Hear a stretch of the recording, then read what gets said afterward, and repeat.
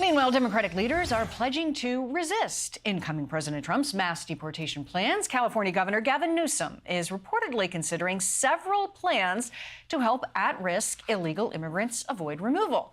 Joining us now, California Congressman Ami Bera. He serves on the House Intelligence and Foreign Relations Committee. Sir, Happy New Year. Thank you for giving us a little bit of your time. Here we are on the cusp of 2025. Greatly appreciate your insights.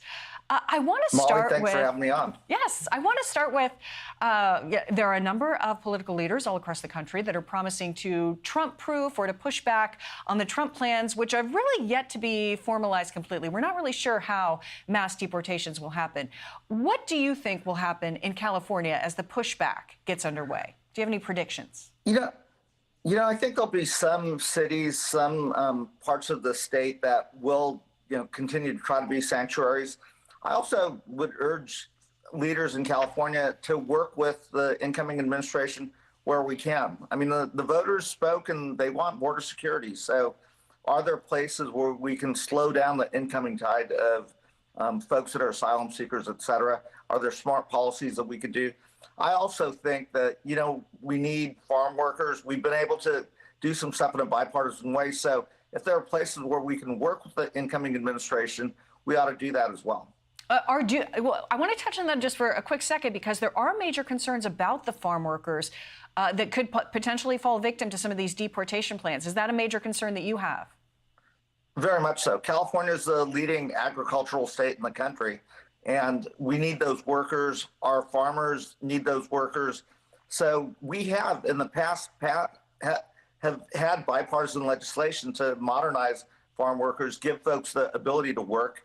And then you see the discussion going on with Elon Musk, Vivek Ramaswamy about high-skilled workers. If we're educating these folks, if we're giving them PhDs and degrees, we ought to want them to stay here. So we ought to fix the H-1B visa program as well. Yeah, shifting back to our key topic that we're talking about is Newsom and potential policies, potential actions, potential money being spent to push back against the Trump plans.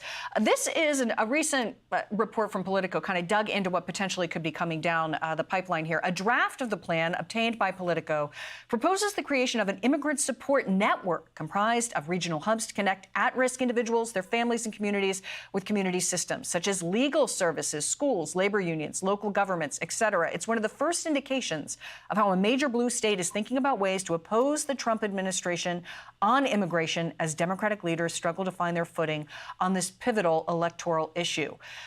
The question I have is also about cost. There have been major efforts underway to get ahead of any potential Trump deportation plans and to potentially massively fund a legal pushback. Your thoughts on the money being spent and the plans that appear to be getting underway?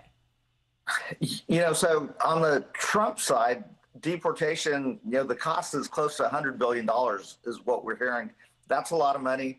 And then on the state side to provide legal services, et cetera. So again, I would urge, let's figure out how to work together.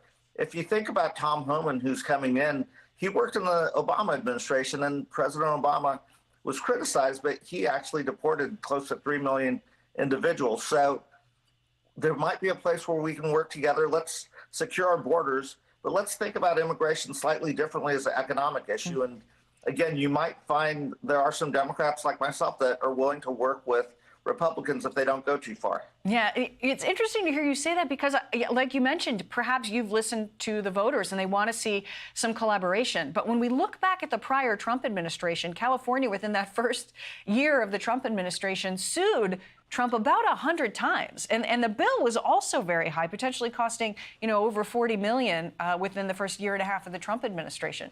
When you're looking at that kind of money being spent, that's the California voter money. I mean, is there something that can be done in California? Are the voters behind that in any way? And do you anticipate some pushback? There could be some pushback. Again, I would say listen to the voters in this last election. They clearly expressed concern about the border. It can either get locked up in the legal system, or we could try to come up with bipartisan solutions that secure our border, but also have legal immigration and address things like the dreamers, these kids that have only known America. I think there's a deal to be had. We came pretty close with Senator Langford and Senator Sinema in the last Congress. So maybe again, I'm going to approach this second Trump administration differently than we did the first time. You know, you won by a solid margin there in California. You seem to be listening to your constituents. If you had one more prediction to make, is there something in California, the lawmakers in California that have the power to push back, to do the Trump proofing that some of them have promised? Is there some part of that where you could see collaboration happening? You know, maybe, again, around farm workers, critical to California's economy, maybe there is a way to work together on that. I would also say, you know, California's border has challenges as well. You know, drug cartels, et cetera. We share a big border with Mexico. You know, maybe there are places where we can work to secure illegal trafficking that's coming across the border.